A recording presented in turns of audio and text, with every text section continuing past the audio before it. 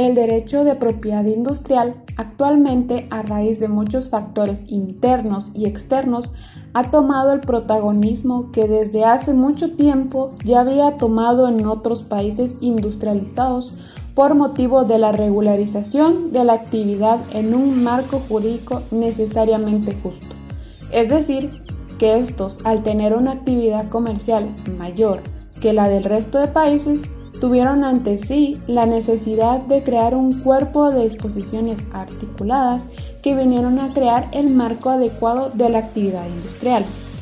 Es por ende que los países no industrializados o de menor comercio no tuvieron otra opción que la de aceptar las primeras medidas que en esta materia fueron tomadas a través de convenios o tratados.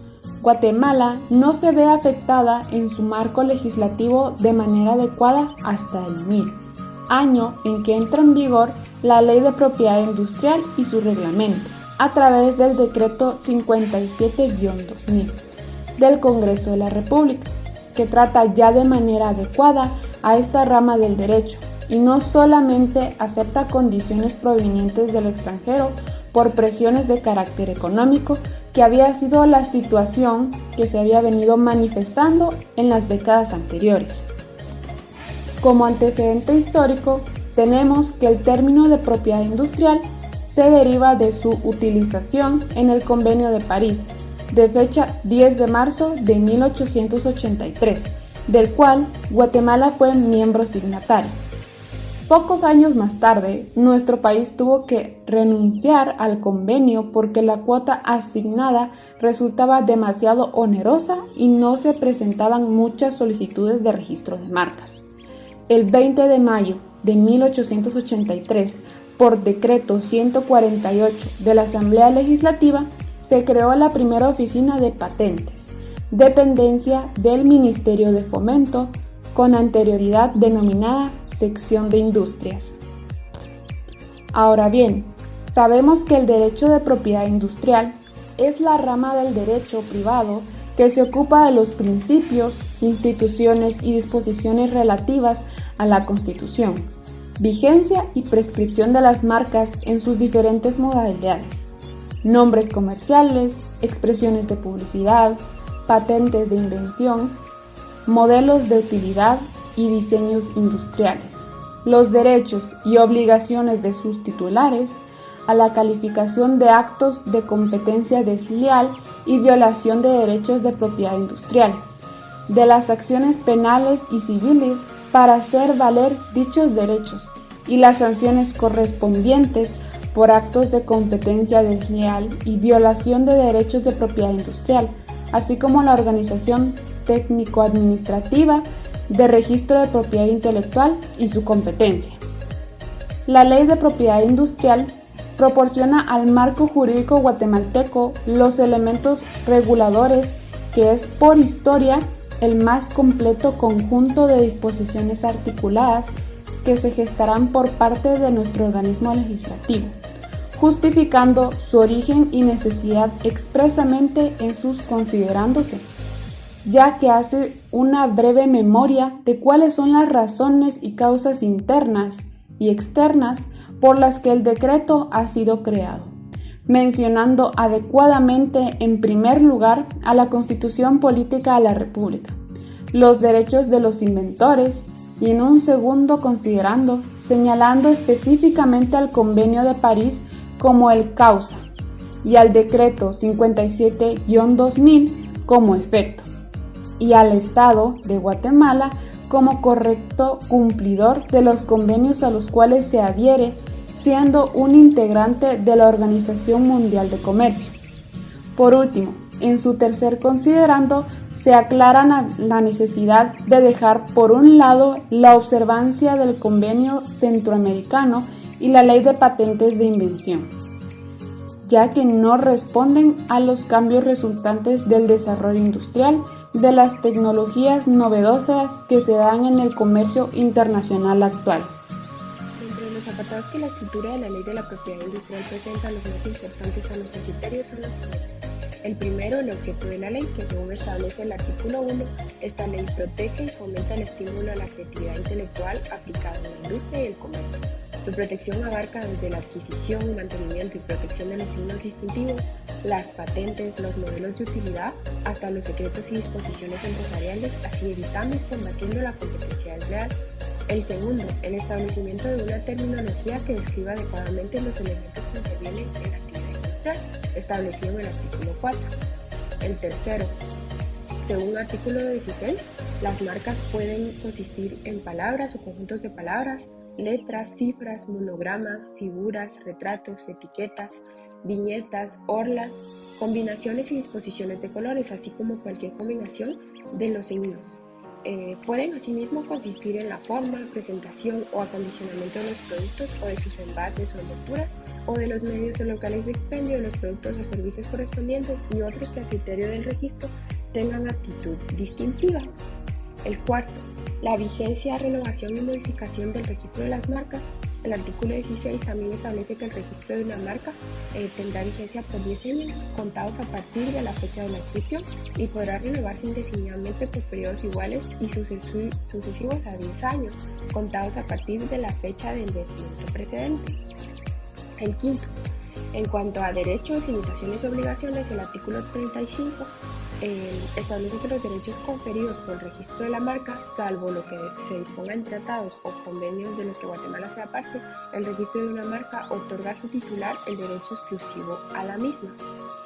En cuanto a marcas de certificación, el artículo 56 habla sobre la titularidad de la marca de certificación, el cual señala que podrá ser titular de una marca de certificación una entidad o institución de derecho público o privado, nacional, regional o internacional, competente para realizar actividades de certificación de calidad. En cuanto a emblemas, el artículo 77 establece que la protección y el registro de los emblemas se regirá por las disposiciones relativas al nombre comercial contenidas en dicha ley. En cuanto a indicaciones geográficas y denominaciones de origen, el artículo 78 establece que una indicación geográfica no puede usarse en el comercio con relación a un producto o servicio cuando tal indicación fuese falsa o engañosa con respecto al origen geográfico o cualidades del producto o servicio, cuando su uso pudiera inducir al público a confusión con respecto al origen, procedencia, características o cualidades del producto o servicio. En cuanto a invenciones, modelos de utilidad y diseños industriales, el artículo 91 establece que no constituirán invenciones, entre otros, los simples descubrimientos, las materias o las energías en la forma que se encuentran en la naturaleza, los procedimientos biológicos, las teorías científicas y los métodos matemáticos, las creaciones puramente estéticas, obras literarias y artísticas, los planes, principios, reglas o métodos económicos y por último los programas de ordenador aisladamente considerados. En cuanto a las acciones civiles, según el artículo 186, quien inicie o pretenda iniciar una acción relativa a los derechos de la propiedad industrial o bien con motivo de la comisión de actos de competencia desleal de conformidad con lo establecido en esta ley, podrá pedir al juez competente que ordene cualquier providencia cautelar que estime conveniente con el objeto de proteger sus derechos, impedir o prevenir la comisión de una infracción, evitar consecuencias y obtener o conservar pruebas, así como el juez en una resolución en la que decrete las medidas solicitadas podrá recurrir al actor que previamente a su ejecución preste fianza u otra garantía suficiente para proteger la parte afectada por la medida y a la propia autoridad y asimismo para impedir abusos. En cuanto a acciones penales, según el artículo 206, le corresponde al Ministerio Público el ejercicio de la acción penal en contra de los responsables de los delitos y faltas tipificadas en materia de propiedad industrial en el Código Penal y otras leyes. Con la propiedad industrial lo que se busca es la protección de elementos para que sean únicos, propios de cada empresario. Eso sí, se establece un periodo de tiempo de protección transcurrido, el cual pasará a formar parte de la evolución de la tecnología. Por ejemplo, en el caso de las patentes será de 20 años, aunque caben como objeto de protección las ingresiones del método de producción, diseño industrial y cuestiones que supongan una evolución en la tecnología. Por ello podemos afirmar que la propiedad industrial sí protege las ideas en determinados casos, de manera más tenaz que la reconocida auto, produciéndose un monopolio sobre la invención con todas sus consecuencias. Procedimiento del registro de marcas. Se deben seguir una serie de pasos establecidos en el artículo 22 al 28 de la ley en cuestión. La solicitud del registro de una marca deberá contener: literal A, datos generales del solicitante o de su representante legal. Literal B, lugar de constitución cuando el solicitante fuese una persona jurídica. Literal C, la marca cuyo registro se solicita y una reproducción de la misma, cuando se trate de marcas denominativas con grafía, forma o color especial. Literal D, una traducción simple de la marca cuando estuviese constituida por algún elemento denominativo. Literal E, una enumeración de los productos o servicios que distinguirá la marca con indicación del número de la clase. Y literal F, las reservas o renuncias especiales relativas a tipos de letras, colores y sus combinaciones. Si el solicitante invoca prioridad, deberá indicar: literal A, el nombre del país o de la oficina regional en la cual se presentó la solicitud prioritaria. Literal B, la fecha de representación de la solicitud prioritaria. Y literal C, el número de la solicitud prioritaria si se hubiese asignado. Con la solicitud deberá presentarse: número 1, los documentos o autorizaciones requeridos en los casos previstos en las literales I y M del párrafo 1 del artículo 20 y en las literales D y E del artículo 21, ambas de esta ley cuando fuese pertinente. Número 2, el comprobante de pago de la tasa establecida. Y número 3, 4 reproducciones de la marca en el caso de esta que sean las mencionadas en la literal C del párrafo 1 del artículo 22 de esta ley. Causas de extinción del registro de marca. Artículo 62. Causales de extinción del registro de una marca: se puede extinguir: número 1, por vencimiento de plazo, si no se ha solicitado con tiempo su renovación. Número 2, cancelación a solicitud del titular. Número 3, por cancelación debida a la generalización de la marca. Número 4, por falta de uso de la marca. Y número 5, por sentencia ejecutoria del tribunal competente. Artículo 63. Caducidad. La caducidad por vencimiento de plazo de un registro opera de pleno derecho y puede ser declarada de oficio o a solicitud de parte. Artículo 64. Cancelación voluntaria. El titular de una marca podrá en cualquier tiempo pedir la cancelación de este registro o la restricción en cuanto a los productos. Procedimiento de concesión. Este proceso abarca desde el artículo 103 al 120, en donde estos artículos nos dicen que es el acto administrativo que implica el otorgamiento del derecho de explotación o gestión por un periodo determinado de bienes y servicios por parte de una administración pública o empresa a otra, generalmente privada, así como nos da el procedimiento que debemos de seguir para poder solicitar una patente. Nulidad y extinción de la patente. Artículo 139. Nulidad de la patente. La patente será nula en cualquiera de los siguientes casos. Número 1. Total o parcialmente, cuando la invención no se ajuste a lo dispuesto en los artículos 91, 92, 93, 94, 95, 96, 97, 98, 108, 109, 110 y 111 de esta ley. O número 2. Si durante la tramitación de la solicitud hubiese ocurrido uno de los casos en la misma, debido de tenerse por abandonada.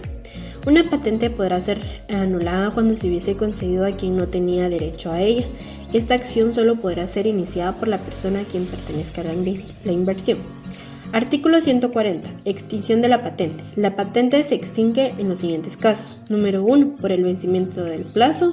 Número 2. Por renuncia a la patente por parte del titular. Y número 3. Por la falta de pago oportuno de una anulidad o en su caso del recargo por pago ex contemporáneo de la misma.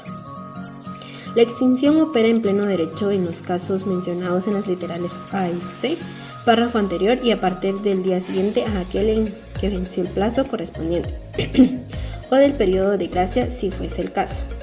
Artículo 141. Renuncia de la patente. El titular de la patente podrá renunciar a cualquier tiempo o a una o varias de las reinvenciones de la patente o a la patente en su totalidad, mediante escrito por firma legalizada por notario y presentado ante el registro. La renuncia sustituirá efectos a partir de la fecha de su representación sin prejuicio de lo dispuesto en el párrafo 3 de este artículo. En conclusión, en Guatemala el desarrollo tardío se ha verificado en este estudio correspondiente a la tardía implementación de una legislación adecuada que permita un marco de desarrollo de las instituciones doctrinales del derecho de propiedad industrial, tanto en el sector de la administración pública como el sector empresarial en Guatemala. Desconocen la importancia de proteger a su industria, poniendo en riesgo la inversión nacional y extranjera. El licenciado en Ciencias Jurídicas y Sociales es un ente encargado de asesorar adecuadamente al sector empresarial, por ser el profesional asesor legal de todas.